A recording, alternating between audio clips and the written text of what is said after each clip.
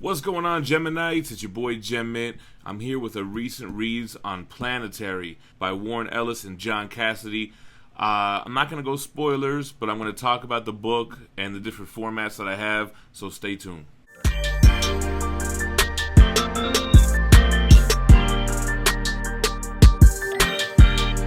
Alright guys, welcome back. Like I said, I'm going to do a recent reads on Planetary. I've always heard about Planetary this, Planetary that. Never read it growing up. It's a story that was published under Jim Lee's Wildstorm imprint, which was bought by DC Comics, and I think that happened like midway through this run. Before I begin, what I got on the table here is I have the Omnibus, and I have the Absolute Editions, which have 2 volumes. This story is a 27-issue run, but the Omnibus does have a couple of crossovers that the Absolute Editions don't have. It has Planetary Batman, Planetary JLA, and Planetary Authority, which Authority is another Ellis run that I want to read. I have the absolutes for that. So I didn't read the Omnibus. I read the Absolute Editions. If I have both formats, I'm always going to read the absolutes because it's bigger and it's usually higher quality. But let's take a look at both formats before we get into the story. So here's the Omnibus. It has a $75 cover price. The dust jacket is alright, but the actual graphics on the book are ripped right out of the pages of the Planetary, one of the Planetary guides. And I'll probably touch on that a little bit when I get into the story. Actually, I don't think I've ever cracked this book because I read the absolutes, so we got to stretch out that spine, y'all.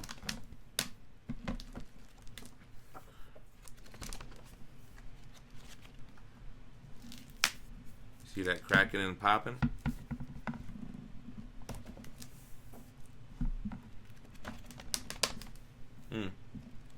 Like Rice Krispies.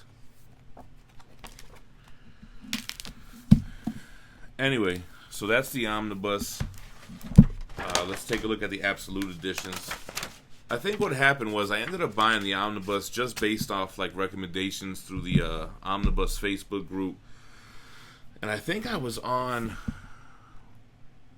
the CGC forums looking around in the mixed comics area, and somebody had volume 1 for like cover price, and at the time it was out of print.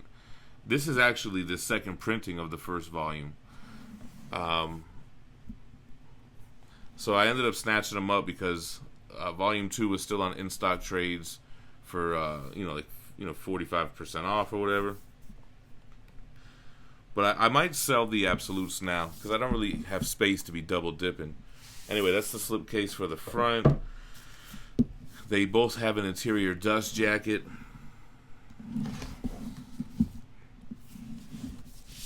And when you take the dust jacket off, both hardcovers are this maroon kind of colored leather with gold embossed text and logos. And they have like most Absolute Editions, they both have a ribbon for a bookmark, which I like that touch. This way I don't have to use random stuff around the office like trading cards or whatever. That's what the first volume looks like. It has a cover price of $75.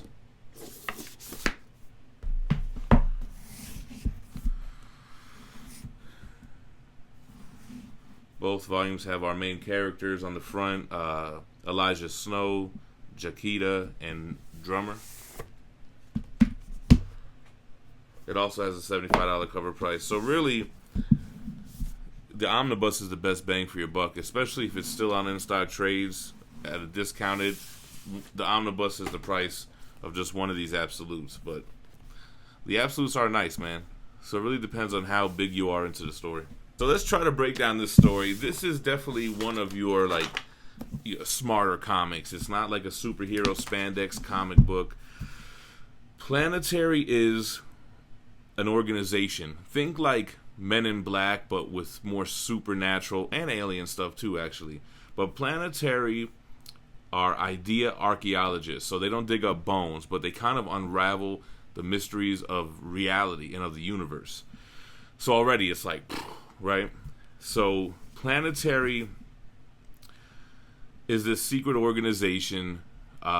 We first meet Jaquita, who's like the superhuman, super strong female character, and Drummer, which always has these drums, and he can kind of see reality. Think like Neo in The One. They don't really show it, but he can kind of see everything. He knows everything, and we run into our main character, Elijah Snow, who's an older guy with white hair. He's dressed in all white, and he actually can control temperature, so he could freeze things.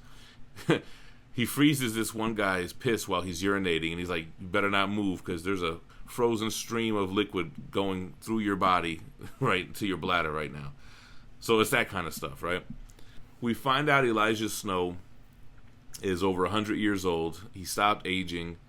When we first meet him, it's a big mystery, kind of like, who is he? Where did he come from? How did he get these powers?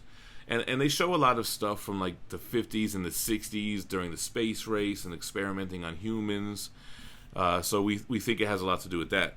We end up finding out that Elijah is actually one of many that were born on January 1st, 1900. And these Centurions all have these special powers. And we later find out that they actually have, each have like their own purpose.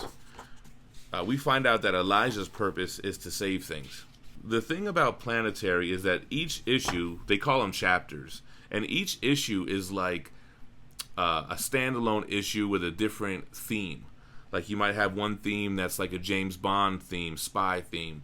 You might have one that is a monster theme or a Tarzan theme. So they all are like standalone issues that have an overarching story. What's really cool about this book is they kind of unravel reality in the universe, and they come up with that our universe is basically made up of information on a 2D plane in the shape of a snowflake that has multiple universes within it, a multiverse. And that 3D is basically, our reality is basically holograms lifted up off of a 2D plane that we're just reflecting the information. So it's crazy shit, man.